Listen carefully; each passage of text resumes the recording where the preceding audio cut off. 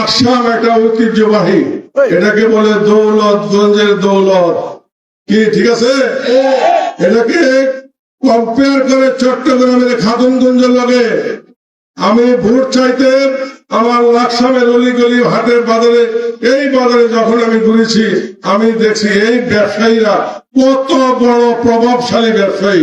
ইনশাল্লাহ আমগরে ভোট দেওয়া জয়যুক্ত করলে এই লাকসাম পৌরসভাকে বাংলাদেশের মডেল নগরী হিসাবে উপহার দেব। আধুনিক পৌরসভা, আধুনিক শহরে যত ধরনের সুযোগ সুবিধা থাকে 6 মাসের মধ্যে ইনশাল্লাহ এগুলো আমি নিশ্চিত করব। প্রিয় পৌরসভাবাসী, আমাদেরকে যদি ভোট দিয়ে আপনারা নিযুক্ত করেন, ক্ষমতা দেন, আমার প্রেসিডেন্ট, আমাদের দলের চেয়ারম্যান জনাব তারেক রহমানকে যদি আপনারা প্রধানমন্ত্রী বানান, আমরা বলেছি শিক্ষা খাতে আমাদের ব্যাপক উন্নয়ন, ব্যাপক সংস্কার করব। এই লাকসাম পৌরবাসী, লাকসাম মনোরগঞ্জের আশা আকাঙ্ক্ষা মেটানোর জন্য আমরা একটি মহিলা কলেজ করব।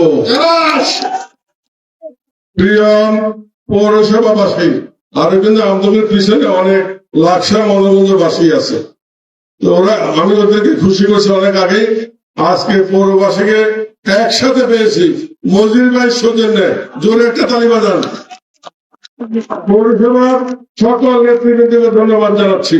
আমি আরেকটা কাজ করবো পৌরসভাবাসীর জন্য, পৌরবাসীর গ্যাস, বিদ্যুৎ, বিশুদ্ধ পানি নিশ্চয়তা করব। আমরা এই লাকসাম, এটা শুধু পৌরসভা না, বৃহত্তর লাকসামে আমরা লাকসাম বিজ্ঞান ও প্রযুক্তি বিশ্ববিদ্যালয় স্থাপন করব। আমরা জানি যে জাতি যত বেশি শিক্ষিত, সেই জাতি তত বেশি উন্নত।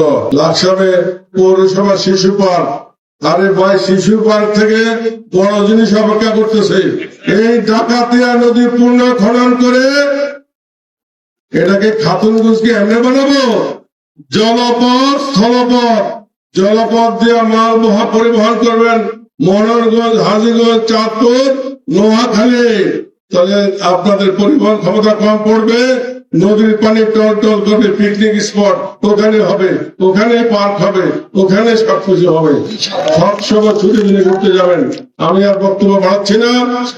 আমাদের লাকসাম জেলা ভাই, আগে কুমিল্লা বিভাগ হবে, কুমিল্লা বিভাগ যেদিন হবে তার 6 মাসের মধ্যে লাকসাম জেলা হবে।